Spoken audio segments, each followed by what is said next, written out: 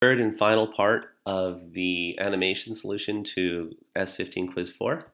We left off with this solution, which was to phase 1, which works correctly, and phase 2 was not written yet.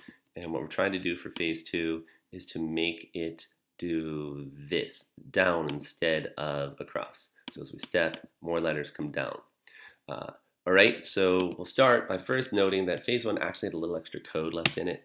And by deleting that line, this is the solution to phase 1 that we developed in the last video. We will copy this, paste it, and now make it phase 2 as such. Phase 2, phase 2, and phase 2 is purple if you saw. All right, so now we want to make this purple text coming down as opposed to across. And the problem with that is that tkinter doesn't do text down basically. So no problem. We will draw this one text at a time, one character at a time. So the letter P we will draw, and then the H, then the A, then the S, and so forth. And we're going to draw them each individually. Of course, the X position of each string is going to be halfway across, so width over 2.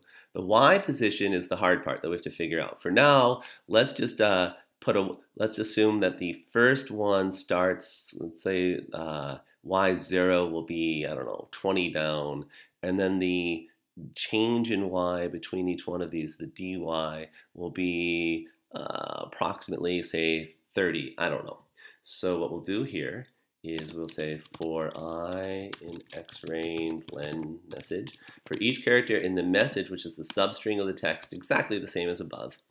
But now we said that y0 we said was just 20, chosen out of thin air. Okay. And dy we said was going to be 30, also chosen just out of thin air. Who knows if that's right? But now we're going to create text. The text we're going to create is just message of I. It's the ith character. But while the x is width over 2, the y is going to be our initial y plus whatever character on times dy, which is the difference between each of these. So when we're on the 0th character, it's just y0.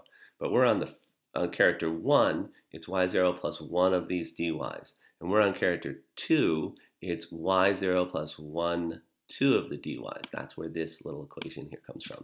And when we run this, we see that we have phase 1 and phase 2, and actually it's not so bad. It worked pretty well. The only problem was our guesses at both y0 and at dy were, of course, wrong because we knew they were. So at least we're down to just that problem. How do you space these out correctly? And if we didn't figure that out, frankly, we'd get most of the credit on the quiz anyhow.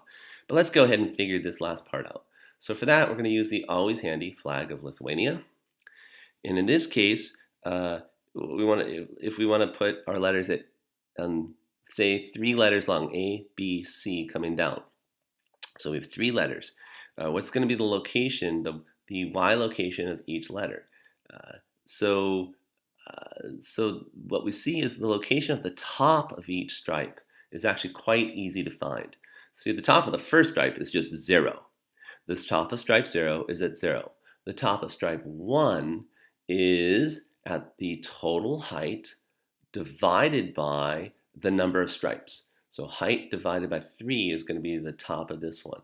And the top of this one is going to be 2 times the total height divided by the total number of stripes. 2 times height over 3. And so now we know easily the top of each of these stripes. Fine. That's actually, in our example, dy is the change between the center of this one and the center of this one. This is the change in y between the centers. The change in y between the centers is clearly 1 stripe height. And we said 1 stripe height was the total height divided by the total number of stripes. Well, in this case, the total number of stripes is the actual length of our entire text, not the length of our message, which changes with the length of the total text, because that's the total. When we're done, we want to have that many characters total on the screen. So we now know our dy. Our initial height, well, look back at this picture. The initial height turns out to be 1/2 stripe height. One half of a stripe height is where you start. So it's easier to do this by assigning these in the other direction. Once you have your dy, you can say your initial height was one half of a dy. And now if we run that, here's phase 2, and down this comes, and then it worked exactly as we had hoped. So I will show you the entirety of the solution. And there is the entirety of your phase 2 solution. And here is our winning animation. Some of the smaller particulars of this you didn't have to get exactly right. You could have gone with a slightly different size font, for example, and slightly different colors, and that would have been fine. But at this point, you hopefully have enough to go and write a fairly consistent version of this on your own, hopefully eventually without using this video as a reference. And that's it.